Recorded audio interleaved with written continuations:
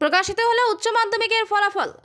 প্রকাশিত এই বছরে উচ্চ মাধ্যমিকের ফলাফল। বুধবার দুপুর 1টায় সাংবাদিক সম্মেলনের মাধ্যমে ঘোষণা করা হলো পরীক্ষার রেজাল্ট।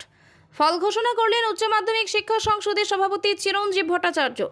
এবছর পরীক্ষা শুরু হয়েছিল গত 16 ফেব্রুয়ারি, শেষ হয় 29 ফেব্রুয়ারি, অর্থাৎ পরীক্ষা শেষের 69 দিনের মাথায় ঘোষণা করা হলো ফলাফল।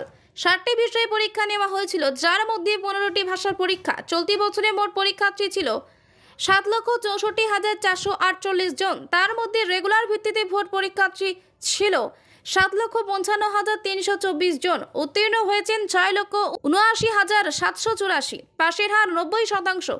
জেলাভিত্তিক পাশের হারের নিরিখে শীর্ষ স্থানে রয়েছে পূর্ব মেদিনীপুর, পাশের হার 99.77%। কলকাতা রয়েছে পঞ্চম স্থানে। এবছর উচ্চ মাধ্যমিকে 15টি জেলা থেকে প্রথম 10-এ রয়েছেন 58 জন। 496 নম্বর পেয়ে প্রথম হয়েছেন অভিক দাস।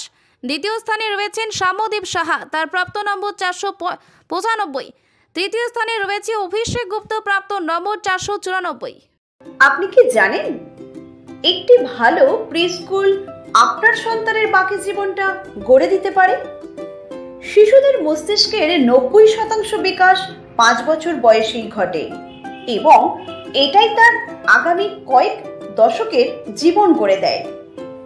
কিডজিতে আমাদের প্রস্তুতিমূলক ও মজাদার পাঠ্যক্রম শুরু থেকেই আপনাদের বাচ্চাকে আধুনিক শিক্ষা ও ভবিষ্যৎ জীবনের জন্য তৈরি করে দেয়। আপনার সন্তানের প্রথম শিক্ষার ভিত্তি এশিয়ার বৃহত্তম প্রি স্কুল কিডজি এখন মেমারিতে।